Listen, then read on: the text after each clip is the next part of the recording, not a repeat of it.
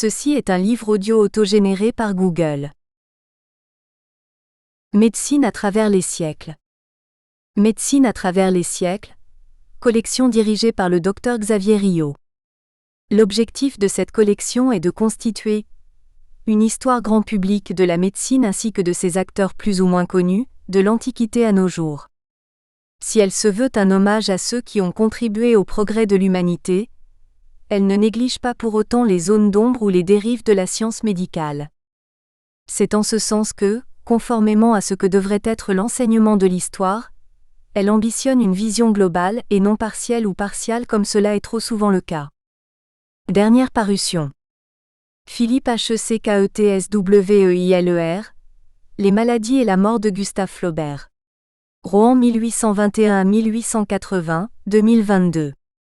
Pierre Aubry et Bernard-Alex Gahuzer, La France et ses médecins en Extrême-Orient du XVIe au milieu du XXe siècle, 2022. Michel Bertrand, La cardiologie interventionnelle. Histoire et évolution, 2022. Pierre Aubry et Bernard-Alex Gahuzer, La France et ses médecins dans les océans Indien et Pacifique du XVIe au XIXe siècle, 2022. Xavier Rio, Aux origines de l'odontologie médico-légale. Les Sherlock Holmes français, 2022. Dominique Lenaine et Frédéric Dubranat dire, La médecine art ou science, 2022. Pierre Aubry et Bernard-Alex Gahuzer, La France et ses médecins aux Amériques du XVIe au XIXe siècle, 2021. Frédéric Dubranat, La naissance de la médecine opératoire en Occident. De Hammurabi au Concile de Latran, 2021. Patrice Pinet, Les philosophes, la maladie et la médecine de Hegel à Michel Foucault, 2021. Patrice Pinet, Les philosophes, la maladie et la médecine d'Épicure à David Hume, 2021. Introduction. En 1914 l'Europe s'embrase et engage avec elle toute une partie du monde, jusqu'en 1918 dans la première guerre totale et mondiale de l'histoire de l'humanité. Dans un contexte de tensions internationales exacerbées, l'assassinat à Sarajevo le 28 juin 1914 de l'archiduc François-Ferdinand d'Autriche, héritier de l'Empire austro-hongrois, par un jeune nationaliste serbe entraîne une crise diplomatique majeure entre ces deux pays. Le jeu des alliances internationales conduit alors à un engrenage inévitable. La guerre est déclarée en août 1914. Elle oppose les forces de la Triple Entente, ou alliées, France, Royaume-Uni, Russie, aux forces de la Triple Alliance, ou empires centraux, Allemagne, Autriche-Hongrie et Empire ottoman. Cette guerre totale le sera par une mobilisation jusqu'alors jamais connue pour chacun des pays belligérants, avec l'engagement de l'ensemble de leurs moyens militaires, industriels, économiques et civils pour l'emporter. D'une guerre de mouvement en 1914, avec des offensives meurtrières mais sans véritable victoire décisive, on s'oriente de 1915 à 1917 vers une guerre de position où les affrontements s'enlisent. Les armées s'enterrent dans des tranchées et les tentatives de franchissement des lignes ennemies, souvent infructueuses, se soldent par des tueries de masse. Les prémices du dénouement de ce conflit interviennent dès mars 1917 avec le retrait de la Russie, suite à la chute de son gouvernement, et avec l'entrée des États-Unis aux côtés des forces alliées. Cela marque le tournant de la Première Guerre mondiale. Les pays de la Triple Alliance se montrant submergés, ils demandent l'armistice le 11 novembre 1918 mettant ainsi fin aux hostilités. Centre régional de documentation pédagogique de Champagne-Ardenne 2000, Prost 2008, Cochet École, 2015, Courbet 2016, Encyclopédie Larousse 2020, France Télévisions et Institut national de l'audiovisuel 2020. En cette fin d'année 1918, la France sort meurtrie de ce conflit d'une ampleur inédite. Le bilan et les pertes humaines marquent les consciences. On dénombre au total plus de 10 millions de morts civiles et militaires, dont 1,4 million de morts dans les troupes françaises. Parmi ceux-ci, plus d'un cinquième ne seront jamais identifiés. On évalue ainsi à environ 260 000 le nombre de disparus marins, 1920. Aujourd'hui, plus d'un siècle après la fin de la Première Guerre mondiale, les corps de ces soldats disparus continuent à être retrouvés sur les lieux des différents champs de bataille qui constituent de véritables cimetières à ciel ouvert. Dans le secteur de Verdun, Meuse, où la bataille éponyme en 1916 a constitué l'un des affrontements les plus longs et sanglants de ce conflit, avec plus de 300 000 morts et disparus toutes nations confondues, dont près de 163 000 soldats de l'armée française. On estime à 80 000 le nombre de corps de soldats toujours enfouis dans ce sol marqué à jamais par les stigmates des combats, Guillaumin et Matoche 2018. Dans le cadre de fouilles menées dans cette zone géographique par l'Institut national de recherche archéologique préventive, INRAP, à Saint-Rémy-la-Calonne en 1991 et plus récemment à Spincourt en 2017, des pièces anatomiques et des pièces prothétiques dentaires ont été retrouvées dans des états de conservation exceptionnels. Après avoir passé en revue quelques aspects historiques de l'odontologie à la veille de la guerre, puis son organisation au cours des heures pour garantir la prise en charge des soldats sur le terrain, nous aborderons l'analyse de ces pièces.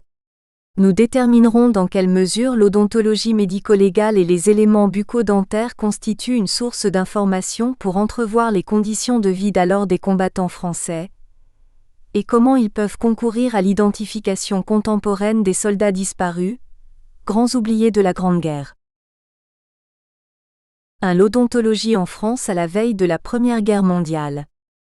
Longtemps dédaigné et discrédité, l'art dentaire a subi un long perfectionnement à travers les âges jusqu'à gagner ses lettres de noblesse au cours du XIXe siècle.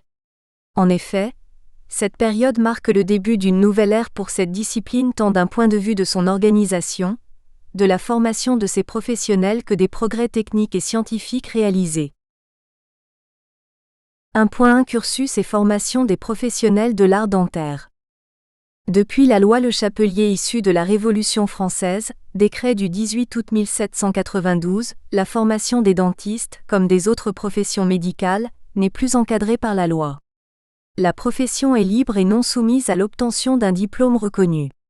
Une situation confuse qui accentue le manque de confiance envers la discipline avec des accusations et des préjugés marqués d'amateurisme ou d'incompétence. Lavaux-Legendre 2008. À la fin du XIXe siècle, on distingue différentes catégories de praticiens: Préter 1889, Godon 1891, Godon 1901, Morgenstern 2009, Gosset et Millet 2012, Lejean 2012, Wolf 2017. Oles sans titre ou autodidacte. Leur exercice repose sur un savoir-faire rudimentaire. On y retrouve des maréchaux ferrants, des barbiers ou autres charlatans qui exercent en payant une patente, ancien impôt direct annuel auquel étaient assujettis les commerçants et artisans, assimilable aujourd'hui à la taxe professionnelle. Le Robert, dictionnaire en ligne, 2021. Oles médecins et chirurgiens. Ils sont issus des facultés de médecine avec une formation spécifique sur les maladies de la bouche et des dents. Ils constituent le corps des stomatologistes. Oles officier de santé, statut fixé par la loi du 10 mars 1803. Anciens militaires, ils sont issus d'un cursus médical moins approfondi et plus court que les médecins chirurgiens, 2 années de formation au lieu de 4. Ils ne sont autorisés à exercer que dans le département d'obtention de leur diplôme, après passage devant un jury. Oles dentistes diplômés à l'étranger dans des pays dotés d'écoles dentaires reconnues. Exemple des États-Unis avec la première école créée à Baltimore dès 1839. Oles dentistes issus de l'apprentissage. Cette filière concerne des jeunes âgés entre 13 et 16 ans sans exigence stricte de niveau d'instruction initiale. Les apprentis sont accueillis chez un praticien en exercice pendant une durée moyenne de 3 ans. La majeure partie du temps est passée entre son cabinet, au contact des patients, et son atelier pour se consacrer à la formation à l'exercice de la prothèse entouré de mécaniciens dentistes, devenus prothésistes dentaires depuis l'arrêté ministériel du 31 mai 1974, Union nationale patronale des prothésistes dentaires 2020, ou à l'accomplissement de diverses tâches subalternes. La qualité d'enseignement se révèle très variable car peu encadrée et trop dépendante du maître d'apprentissage. La littérature professionnelle se montre rudimentaire et peu développée. Cela ne facilite pas l'acquisition des connaissances théoriques minimales nécessaires à l'exercice de la profession et impacte en conséquence la qualité des soins. Par ailleurs, la frontière se montre très mince entre dentistes et mécaniciens dentistes avec des rôles respectifs d'exécution des soins et des travaux prothétiques mal établis. Sous l'influence des États-Unis dont les avancées dans le domaine dentaire sont considérées comme des références dans le monde occidental, des organismes professionnels s'organisent pour réformer le mode d'enseignement de la profession en France. Cela va marquer une avancée majeure dans les... Nous espérons que vous avez apprécié cet aperçu.